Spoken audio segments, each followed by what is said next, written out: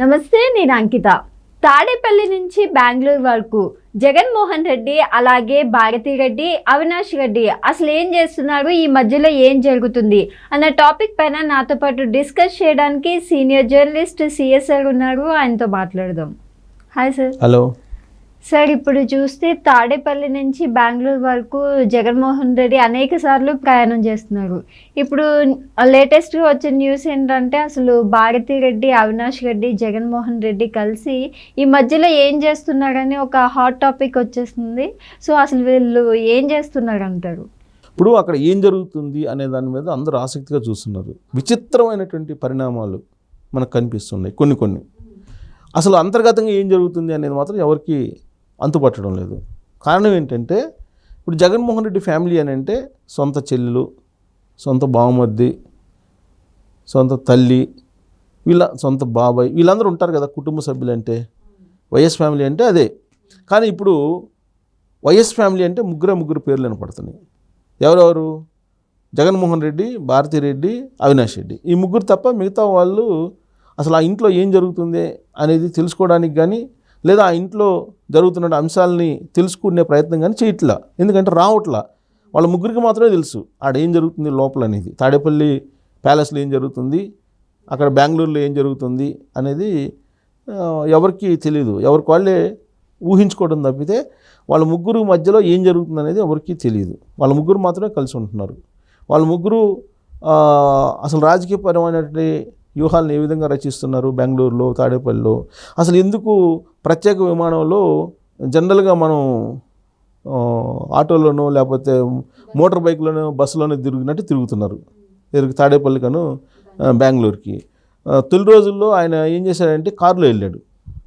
తాడేపల్లి నుంచి ఇడుపులపైకి విమానంలో వెళ్ళాడు. అక్కడి నుంచి ఆయన కారులో వెళ్ళాడు. అప్పుడు అందరూ అనుకున్నారు ఇతను పెద్ద పరమ పిసినారి, మొన్నటి వరకు అధికారంలో ఉన్నాడు కాబట్టి ప్రజాసొమ్ముతోటి తిరిగాడు హెలికాప్టర్లు వేసుకొని 5 కిలోమీటర్లు 4 కిలోమీటర్లకు కూడా. ఈయన అక్కడి నుంచి బెంగళూరు వెళ్ళడానికి ఇడుపులపై నుంచి కారులో వెళ్ళాడు. దాదాపు 2.5 or 3 hours జర్నీ చేసి అని చెప్పి అనుకున్నారు. అది మీడియాలో బాగా వచ్చింది, పరమ పిసినారి అని. ఆ రోజు నుంచి జగన్మోహన్ రెడ్డి ప్రత్యేక విమానంలో తిరగడం మొదలుపెట్టారు. ఇది బెంగళూరుకను తాడేపల్లికి ఒక ప్రత్యేక విమానం తీసుకున్నట్టున్నారు. జగన్మోహన్ రెడ్డికి డబ్బుకు కొద్ది ఏముంది, అది అందరికీ తెలిసినటువంటి విషయమే. అది ఏ విధంగా సంపాదించాడు, ఏంటి కేసులు, ఇవన్నీ అందరికీ తెలిసినటువంటి విషయం. మనం ప్రత్యేకంగా విశ్లేషణ చేయాల్సిన అవసరం లేదు, సమాచారాన్ని అందించాల్సిన అవసరం లేదు. సగటు పౌరుడికి అందరికీ తెలుసు జగన్మోహన్ రెడ్డి ఏ విధంగా డబ్బు సంపాదించాడు, ఎలా కూడబెట్టాడు, ఎలా దోచుకున్నాడు అనేది అందరికీ తెలిసినటువంటి అంశమే. ఆయన విమానాలు ఒకటి కాదు 4 తిప్పుతాడు. దానికేముంది, పెద్ద విషయం కాదు. అయితే విమానాలు ఇప్పుడు ఎప్పుడు విమానం తాడేపల్లి దగ్గరకు వస్తుందో, ఎప్పుడు మళ్ళా బెంగళూరు వెళ్తుందో తెలియని పరిస్థితి. సహజంగా ఏ లీడర్కైనా, ఏ పార్టీ అధినేతకైనా కానీ సరే, ఆయన ఎమ్మెల్యేనా మాజీ సీఎం పక్కన పెడితే, ఒక పార్టీ అధినేతకి ఒక షెడ్యూల్ అంటూ ఉంటుంది. ఆ షెడ్యూల్ ఎందుకు ఫిక్స్ చేసుకుంటారంటే క్యాడర్కి కానీ లీడర్లకు కానీ అందుబాటులో ఉండడానికి. ఇప్పుడు ఆయన జగన్మోహన్ రెడ్డి ఎక్కడ ఉంటాడో ఎవరికీ తెలియదు. ఉదాహరణ తీసుకుంటే కనుక తాడేపల్లిలో ఉన్నాడని చెప్పేసి ఆయన చూడటానికి, ఆయనతో మాట్లాడటానికి శుక్రవారం రోజు అనేక మంది ఆడికి వచ్చారు. వైఎస్ఆర్ కాంగ్రెస్ పార్టీకి సంబంధించినటువంటి కార్యకర్తలు, జగన్మోహన్ రెడ్డి అభిమానులు, వైఎస్ ఫ్యామిలీ అభిమానులు వాళ్ళందరూ ఆడికి వచ్చారు. వస్తే ఏం చేశారు, అక్కడ అభిమానులకు సంబంధించిన ఫోన్లు తీసుకొని ఆ ప్రైవేట్ సెక్యూరిటీ పగలగొట్టారు. క్యాడర్ జగన్మోహన్ రెడ్డిని చూడటానికి, పలకరించడానికి వస్తే జగన్మోహన్ రెడ్డిని కలవడానికి మాకు అవకాశం ఇవ్వండి అని చెప్పి క్యాడర్ కోరితే ప్రైవేట్ సైన్యం అనుమతించలా.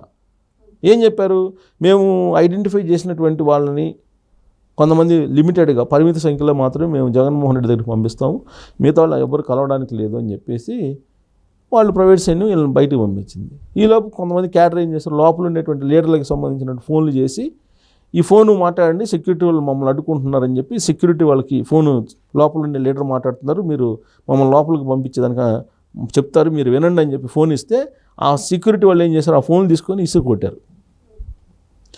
దాంతో అక్కడికి వచ్చినట్టు జగన్మోహన్ రెడ్డి కోసం వచ్చినటువంటి వాళ్ళు ఏం చేశారు, జగన్మోహన్ రెడ్డి డౌన్ అంట నినాదాలు మొదలుపెట్టారు. నినాదాలు మొదలుపెట్టి మీడియాతో మాట్లాడటం ప్రారంభించారు. ఏం మాట్లాడారు మీడియాలో, అసలు జగన్మోహన్ రెడ్డి ఓడిపోవడానికి కారణం ఇదే కదా, అధికారంలో ఉన్నప్పుడు తాడేపల్లి ప్యాలెస్ నుంచి అడుగు తీసి అడుగు పెట్టలేదు, జనాలకు ఎవరికి కనపడలేదు, క్యాడర్కి ఎవరికి కనపడలేదు, మంత్రులను కలవలేదు, ఎమ్మెల్యేలను కలవలేదు.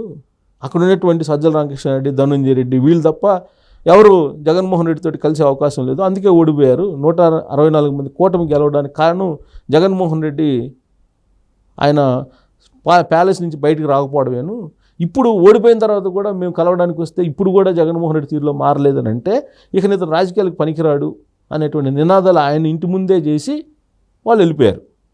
అంటే ఆయన తాడేపల్లి వచ్చినా లేదంటే బెంగళూరులో ఉన్నా అది కేవలం భారతిరెడ్డి, అవినాష్ రెడ్డి, జగన్మోహన్ రెడ్డి వీళ్ళు ముగ్గురికి మాత్రమే తెలుసు తప్పితే మిగతా వాళ్ళకి ఎవరికి ఏ విషయాలు తెలియట్లేదు. ఎందుకంటే విజయమ్మ దూరంగా ఉంటున్నారు, వాళ్ళ మదరు. ఆవిడ ఎలక్షన్ అప్పుడే అమెరికా వెళ్ళిపోయారు. అమెరికా నుంచి ఒక వీడియో పోలింగ్ ముందు రోజు పంపించారు, జగన్మోహన్ రెడ్డికి ఓటేయొద్దు అని పరోక్షంగా.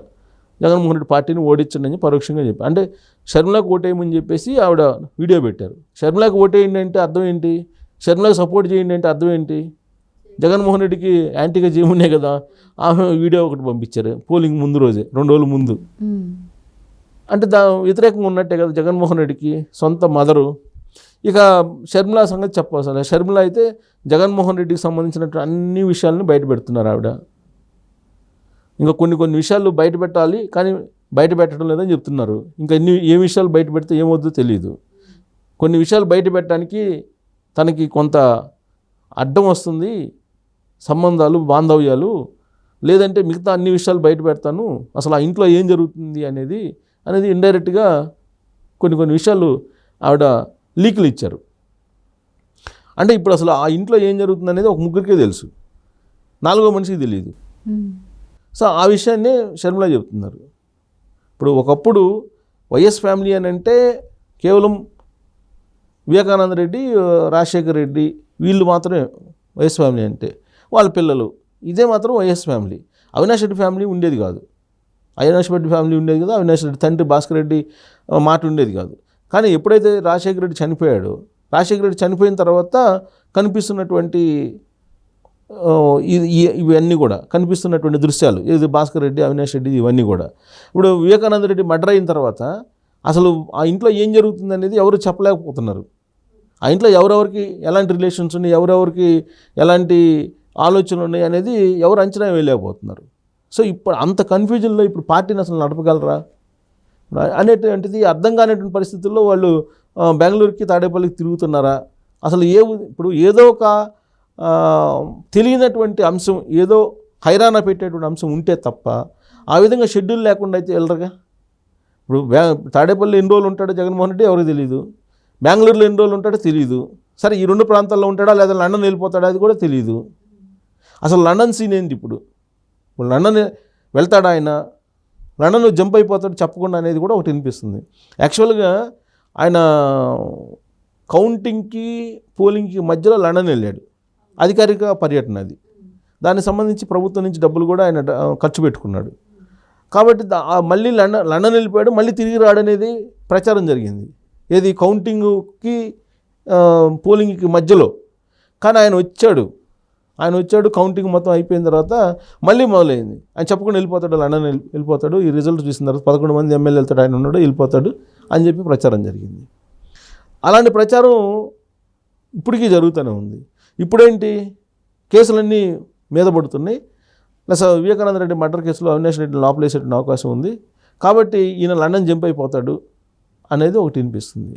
ఇంకోటి ఏంటంటే వీళ్ళ ముగ్గురు మధ్య నడుస్తుంది ఏంటంటే, పులివెందుల్లో జగన్మోహన్ రెడ్డి రాజీనామా చేసి అవినాష్ రెడ్డి ఎలాగో రాజీనామా చేయాల్సి వస్తుంది కాబట్టి, ఆయన సిబిఐ అరెస్ట్ చేయబోతుంది కాబట్టి కడప నుంచి పోటీ చేయాలి జగన్మోహన్ రెడ్డి అనేది ఒకటి, ఎంపీగా పోటీ చేయాలనేది ఒక చర్చ నడుస్తుంది. ఆయన ఎంపీగా పోటీ చేయడానికి వెళ్తే పులివెందులో ఉప ఎన్నిక వస్తుంది ఎమ్మెల్యేకి. సో ఆ ఎమ్మెల్యేకి ఎవరు నుంచో పెట్టాలంటే భారతిరెడ్డి నుంచో పెట్టాలనేది ఒకటి. ఇప్పుడు అందరూ కలిసి తనని జైలు పాలు చేస్తున్నారనేది అవినాష్ రెడ్డి యొక్క బాధ.